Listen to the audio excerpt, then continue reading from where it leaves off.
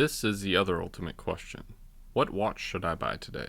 Not everyone has $750 to spend on a watch, but at $399 new, this is an interesting choice. This is considered the pinnacle of smartwatches, especially if you have an iPhone, but does that really make it the right choice?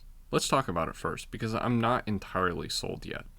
Should you buy the Apple Watch Series 6 in 2020? Hello everyone, this is Matt from Real World Review. Check out the social media listed above and the description for some extras. Alright, let's review this new shiny watch.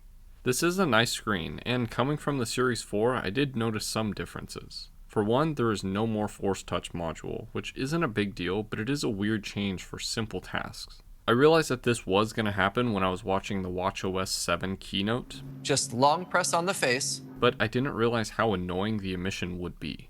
No longer can you hard press to remove notifications. Instead, you have to swipe all the way to the top and click Clear All. Even changing the app design from grid to list has now been hidden in the settings. To be fair, this isn't something you change a lot, so it kind of makes sense, but the notification part does end up adding time to a simple task. As for the screen, not much has changed for the Series 5, other than giving you a brighter always-on display, which is welcomed, just not by me. Coming from the Series 4, the always-on display seemed like an awesome addition because I'm used to it on phones and I always love it there, but it became annoying to the point where I actually disabled it. Tapping the screen would activate whatever I touched, rather than removing the dim. Seems fair, but other touch-based Apple products don't do that at all. And then app notifications would hang sometimes, which is probably a setting that I have turned on, but I just got over the whole always-on display. Not to mention you do get better battery life with it off. The front is standard Ion X glass, which is normal, but you do get sapphire with the stainless steel or titanium models. The watch that I have is the 44mm version, and it's pretty large and allows you to see whatever you need on this 368 by 448 display. This is an LTPO OLED display and has a variable refresh rate from 1 to 60 Hz to save battery life. But shouldn't that be happening on all watches when the screen isn't moving? The design of the watch is the main reason why people buy the Apple Watch over other watches, but is it really that good? I'm a firm believer that the circle face is a better design than the square or rectangle, but it never really looked that bad on an Apple Watch. We now have a few new colors like the blue or even this red option here, which look really good in the aluminum format. The sad part is you don't get those colors with the stainless steel area, and even worse, you get only 2 colors in the titanium section. And there's no more ceramic. Regardless, this is a really nice watch with all that's included in this small design. Starting with the hardware, you get the dual-core Apple-made S6 chip in here, which is noticeably snappier when compared to my Series 4. You get 32GB of storage, which is pretty normal, but seems large for a watch. This has speakers and microphones, so you can make calls, just like the very first Apple Watch could. I throw that in there because most people don't know that for some reason. They always think you have to buy the LTE one to make phone calls, but all of them can make phone calls.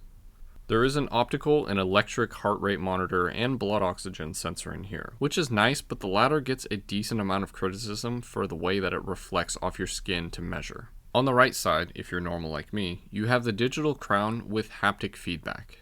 This is always the smoothest and very hard to replicate on other watches, but come on Apple. All the haptic feedback is just a simple vibration motor when moving. So why don't all the other watches have this? You do get an ECG monitor, and just like the oxygen sensor, you have to be very still for it to measure properly. Speaking of, the bottom is sapphire and ceramic, but remember it is still possible to scratch. Somehow. The interesting thing to me is that this watch gets the U1 chip, just like the iPhone 11s did. I'm curious to see what Apple's going to do with that. Just like the Apple Watch Series 2, this is water resistant up to 50 meters, but I have been proven many times that this is not actually true. There really is a lot of hardware in this device to go over, but most of it doesn't really matter to me. It shows me my notifications and calls when they come in, and that's all I need it for, because good luck trying to text on this without voice. This seems to be the main question I get when people ask about this watch. Should I upgrade? If you have a Series 3 or older, for sure, no doubt.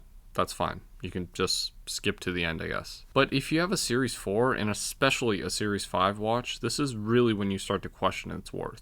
As stated earlier, I have the Series 4, and moving to the Series 6, it wasn't really that big of a deal to me. For me, it felt like I traded the Force Touch layer to get a snappier experience. We already went over the always on display, which doesn't really matter too much to me. Like I stated before, I don't really use my watch for much, almost like using it like a pager, but here are some interesting upgrades. The optical heart rate is not a new feature, but it is the 3rd generation version.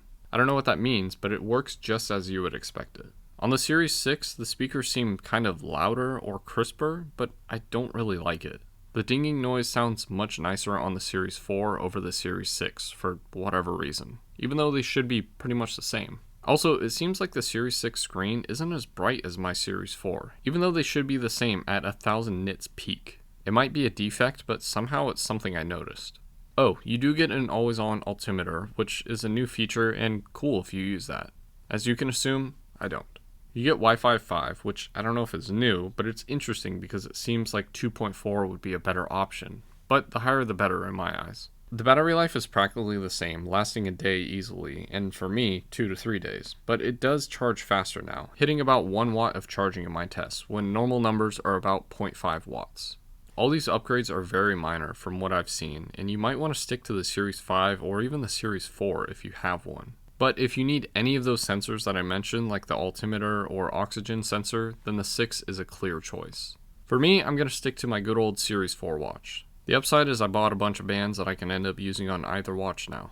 The last thing we can talk about is the price. For a watch, it seems like a lot, but at a starting price of $400, it's not that bad. For the 44mm version like mine, we start at $429, or $579 for the exact design because of the cellular version. If that's too much, you can drop down to the Series 3, but at $200 or $230, I would skip that and check out the Apple Watch SE. This has everything you want except for some sensors and the always-on display and starts at $279. This will be perfect for everyone, but for me, it's not too far off the Series 6 price, landing at $409 for my variation. Still, the SE is a good price and worth a look. The other option you have is either buying used or buying an Apple Wear OS watch, which does work with iPhones, but nothing can give you the same experience as an Apple Watch.